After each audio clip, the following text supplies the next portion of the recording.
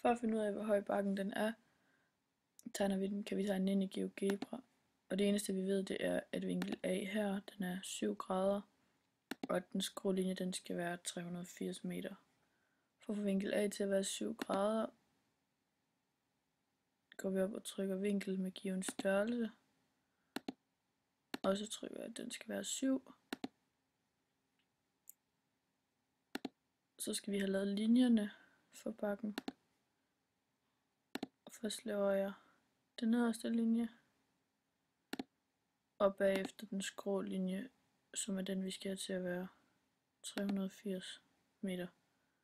Og for at få den til at være 380 meter, kan man trykke linjestykke med given længde, tryk på punkt A, og så tryk 380.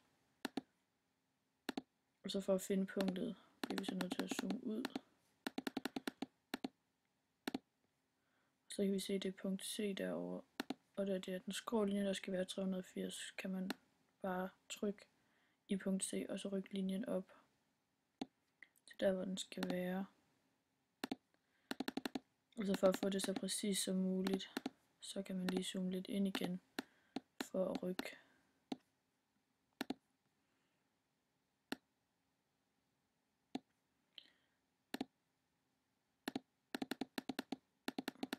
Så skal vi have lavet en linje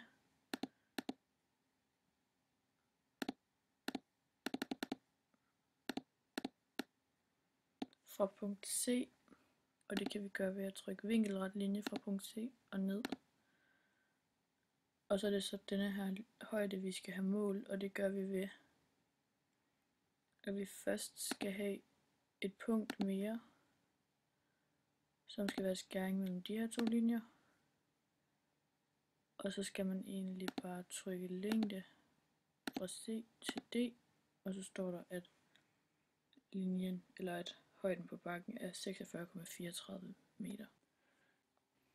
I anden opgave skal jeg regne efter med trigonometri, og det gør jeg ved hjælp af formlen her, der hedder B, som er den skrå linje her, divideret med sinus B gange med sinus A. Og hvis vi indsætter tallene, kommer den til at hedde 380 divideret med sinus B, som er vinklen hernede. Og den kan vi finde ud af, hvad er ved at trykke vinkel. Den er 90 grader. Så det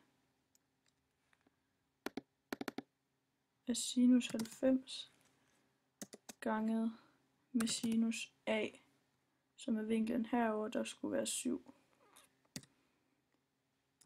Og det kommer til at give 46,3. Til sidst skal vi finde ud af, hvad stigningsprocenten på bakken er, og det gør jeg ved at bruge formlen her, som er den lodrette højde divideret med den vandrette højde gange med 100. Den lodrette højde er den højde, vi har regnet frem til her,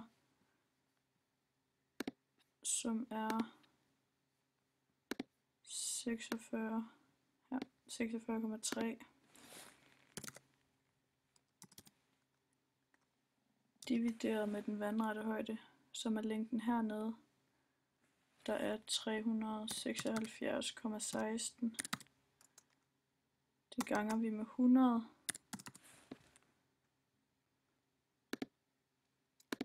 Og det er så lige med 12,36% i stigningsprocent.